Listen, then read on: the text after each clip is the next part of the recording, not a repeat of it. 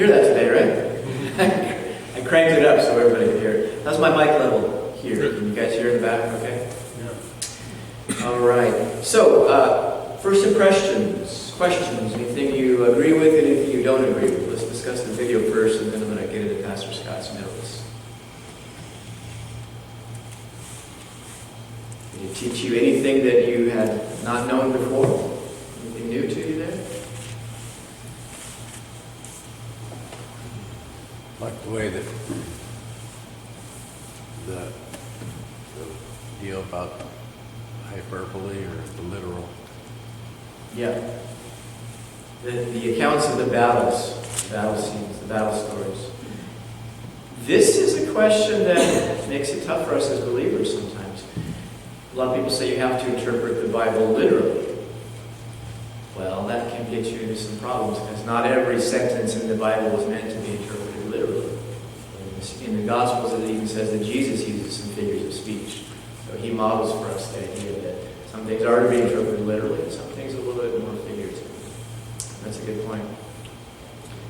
Anything else you want to comment on the video? Terry? We need to keep in mind that the Bible is not only physical, but it's spiritual. Yes.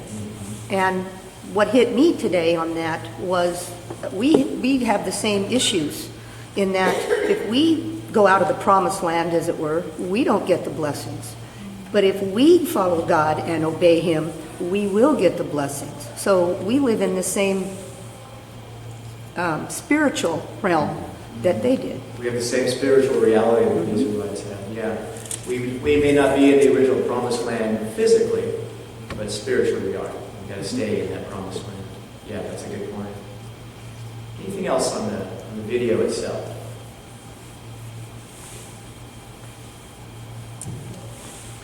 Okay, well, let's go through some of Pastor Scott's notes. This was an overview of Joshua. So looking at the overview, going into the past a little bit to anchor ourselves, first of all, the nation of Israel has followed Moses for 40 years. We talked about this, talked about this in Exodus, Leviticus, Numbers, Deuteronomy. God has delivered them from slavery in Egypt. God has disciplined them in the wilderness, and they were in the wilderness for 40 years. God has brought them to the land, to the land that He promised their ancestors, Abraham, Isaac, and Jacob. But now, huge shift, now Moses is dead. The man who brought them all this way is no longer on the scene. So a new man, Joshua, comes onto the scene.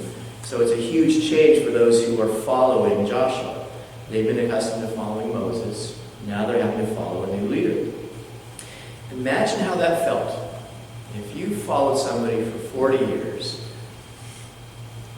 and all of a sudden a new leader comes up, you may not know him too well, but even if you do know him, how would that be a challenge for you to follow this new leader? What sort of challenges come up with new leadership? New style. Yep. Every leader has his own style, different styles of leadership. What else? What not only changes in the leader, but in ourselves as we relate to different people, as we relate to a different leader, what are some of those challenges that we face? We would need to learn to trust. Yeah, maybe trust has not yet been built with this new leader. These people had followed this old leader for 40 years. And after 40 years, you would think that you had built up a lot of trust. So it takes time to build trust. Yeah.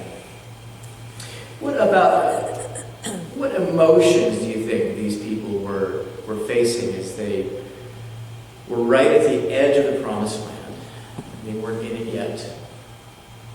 And then they have a new leader. What do you think? What emotions do you think they were feeling at this point?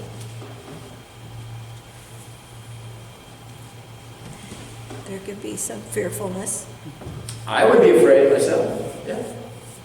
I'd say they were discouraged too, because in going, they still have got there. They're still not there, and their primary leader's gone now. That would be very discouraging. Yeah. Those are a couple of emotions that people would probably be feeling. Probably too the fact that Some of them listened and obeyed what Moses conveyed to them. God conveyed to them through Moses. And then to see, just out of one little act of disobedience, he don't get to go.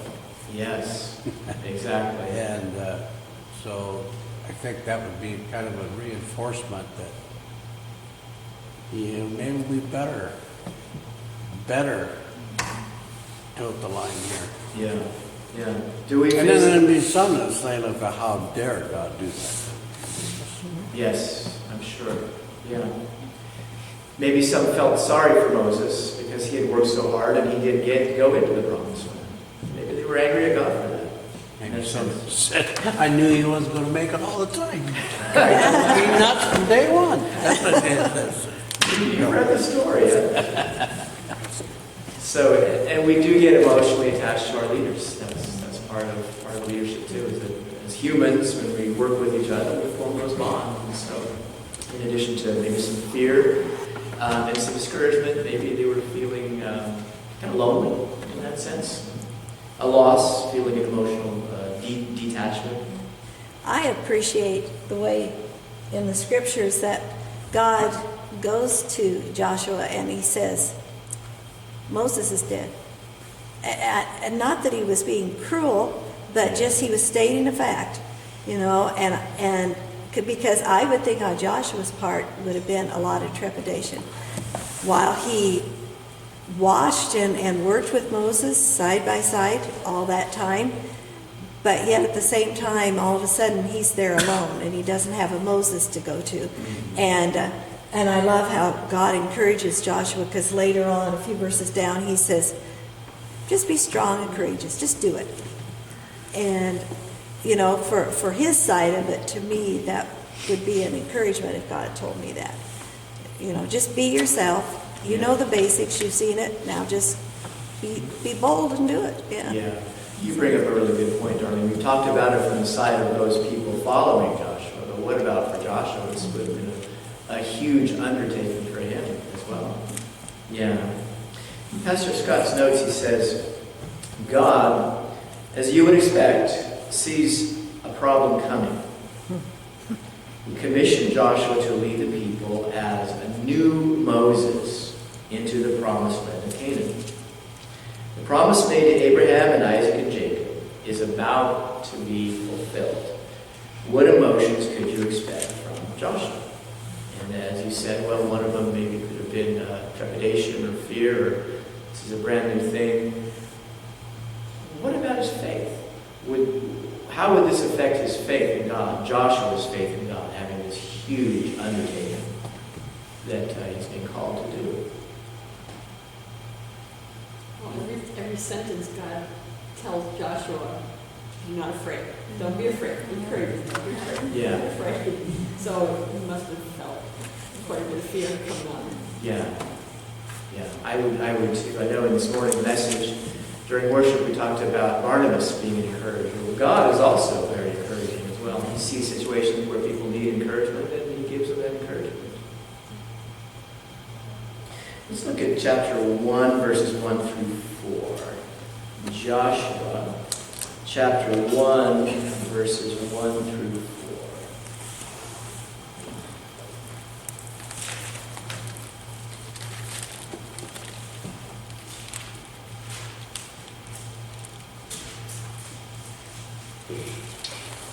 If somebody finds that, read nice and loud for us, please. Verses 1 through 4.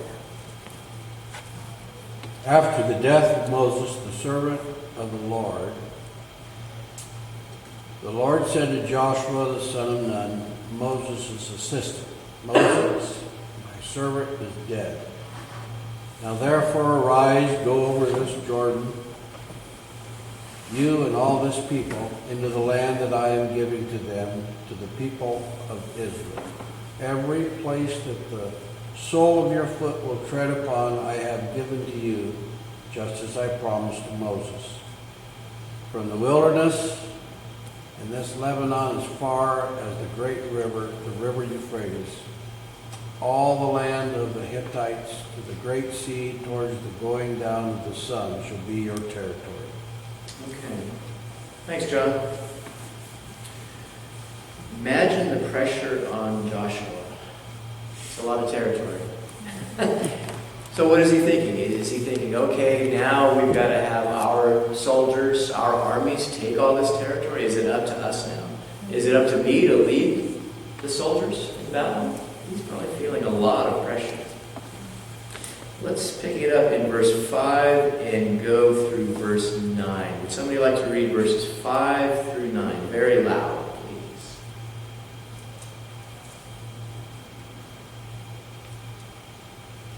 No man will be able to stand before you all the days of your life. Just as I have been with Moses, I will be with you. I will not fail you or forsake you. Be strong and courageous, for you shall give this people possession of the land which I swore to their fathers to give them. Only be strong and very courageous. Be careful to do according to all the law which Moses my servant commanded. Do not turn from it to the right or to the left, so that you may have success wherever you go. This book of the law shall not depart from your mouth, but you shall meditate on it day and night, so that you may be careful to do according to all that is written in it. For then you will make your way prosperous, and then you will have success. Have I not commanded you? Be strong and courageous. Do not tremble or be dismayed, for the Lord your God is with you wherever you go.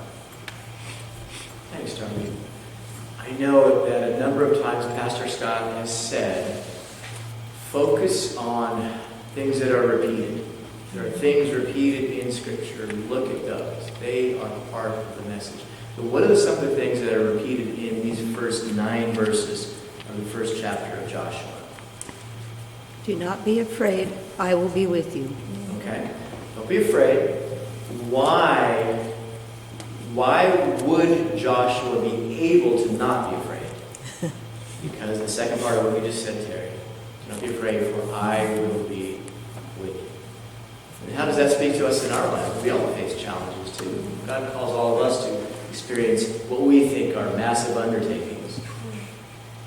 Is he going to abandon us? Or is he going to be with us as he was with Joshua and with the Israelites? He'll be right with us. I think the key is in verse 2. Moses, my servant, is dead. Now therefore arise, cross this Jordan, and you and all these people, to the land. Never mind. Verse 3, I'm sorry. Every place on which the sole of your foot treads, I have given it to you. When God puts us in a position to do something, He's already provided. He's already got everything laid out for our journey. And so He was saying, you're still going to have to walk and go in, but the land is already yours. No matter what the people that are inhabiting and living there say or try to do to you, just know this is all, I've already given it. It's yours. And so if we would take that into our own spiritual lives, and if God says do something and we have a tendency to be fearful, or I don't know if I can do this, we just need to remember that all of God's promises have been tested. It's already been done. The victory is already ours. And if He has told us to do it, He's not going to put us out there and then just abandon us. Yeah. I've heard prayer described as the work that God calls us to is prayer, and everything else is just mopping up the results of prayer. Because God is the one who really does the work. He sets everything in place, and we just go in and kind of clean things up. Because He's the one who's done the heavy lifting for us. Yeah. Pastor Scott says this. Here is the theme of Joshua. God fights for His people when they are strong and courageous and put their full trust in Him. Let me say that again. Here's the theme of Joshua. God fights for His people when they are strong and courageous and put their full trust in Him. The book of Joshua can be broken down into 2 simple parts: conquering the land and settling the land. Conquering the land and settling the land. The 12 tribes of Israel have been charged with keeping God's commandments, driving out the land's evil inhabitants, and divvying up the land among themselves as an inheritance. Joshua oversees this process, which includes the miraculous crossing of the Jordan in chapter 3, the Battle of Jericho in chapter 6, and the sun and the moon standing still in chapter 10, which is a really cool part. I love reading that story. That's amazing that God did that. God can do those things. This book begins with God calling Joshua to be strong, courageous, and obedient. Joshua is obedient, and the people are faithful to God under Joshua's leadership. The book ends with Joshua's death, and the people of Israel happily serving God in the land he has given them. And once again, Pastor Scott reiterates the theme verse of Joshua, chapter 1, verse 6. Be strong and courageous, for you shall give this people possession of the land which I swore to their fathers to give them. And then Joshua's role in the Bible, the role of this book, Joshua, in the Bible. The book of Joshua marks God fulfilling his promise to Abraham, his promise that the land of Canaan would belong to his descendants. More than 500 years later, the children of Israel finally settle the land and make it theirs. And, in terms of the role of the book in the whole canon, this book also marks the end of an age for Israel. After Moses and Joshua die, there's no commissioned leader of the whole nation except for God himself. Israel moves into the age of judges, when God periodically raises leaders to deliver Israel from her enemies. And then Pastor Scott talks about the genre of this book, the type of literature this is. The genre of the book of Joshua is narrative history. It was authored by Joshua, the leader of the Israelites, around 1405 to 1383 BC. The key personalities are Joshua, Rahab, Achan, Phinehas, and Eleazar. It was written to assure the Israelites the Lord, the living God, will reward obedience, and also to record the entrance and the conquest of the promised land. Joshua demonstrates his faith in God as he follows the orders given to him and takes leadership of the nation. Joshua truly was strong and courageous. Okay, and he has one more thought here in closing. The 5 books of Moses anticipated the fulfillment of God's promise to Abraham regarding the promised land. Now, through a string of military victories under Joshua, Israel conquered the land and divided it among the 12 tribes. In these battles, it became evident that God fights for his people when they are strong and courageous and put their full trust in him. At the close of the book, Joshua charged the people to remain faithful to God and to obey his commands, and the people agreed to do so. Joshua said to the people, "As for me and my house, we will serve the Lord." It's in chapter 24, verse 15. Although anonymous, the book appears to contain eyewitness testimony, some of which may have been written by Joshua himself. Okay, I have just a couple minutes left. Any questions, other thoughts, observations on the book of Joshua or the character Joshua, or anything else about the book of Joshua? There's kind of a, Darlene pointed out the one deal, it says, wherever you go, wherever the sole of your foot lands, it's done. And I was just thinking of the word strong and courageous.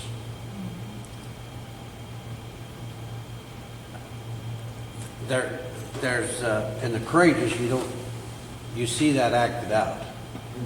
But it's like being strong is the physical part, to show up and do what God has said, and the courageous part is the spiritual part. And it's like those guys that were crossing Jordan. He says, that the water's not going to stop till you put your foot in the water. Yeah. So we need to be strong physically. I mean, life is work. And Scott Smith says life is hard and then you die. Yes. But He does say that. throughout that you have to be courageous. And when you show that courage, that's the part that God, we have the responsibility to be strong. Yeah. And then God blesses us with immense amount of courage. I just thought that's kind of interesting. Yeah. We Strength is something that you can see, feel. Courage is something that you experience. Yeah, we can, in a sense, be responsible for our own strength. We can make ourselves strong, but is it possible for us to make ourselves courageous? I think God gives us that courage, along with everything else we need. Yeah, so it's really... One hand washes the other. Yeah, it's a situation where we and God are working together, which is a wonderful situation. As I've said so many times, it's a privilege for us as human beings to be called by God to work alongside Him in whatever work He wants us to do. We're honored and privileged to work with Him, to walk with Him and to work with Him. Yeah. Well, hopefully Pastor Scott will be feeling better next Sabbath. Continue to pray for his knees. I know that rheumatoid arthritis really affected him a lot, especially recently. So keep praying for him. Let's pray to close our time today. And if you don't mind, I'll add a prayer for the meal as well. Father, thank you again for this wonderful book. Thank you for your whole word. And as we focusing on Old Testament books in Sabbath School at this time, thank you for what you said to us through Joshua, through this book, through this character, through what you did in the nation of Israel.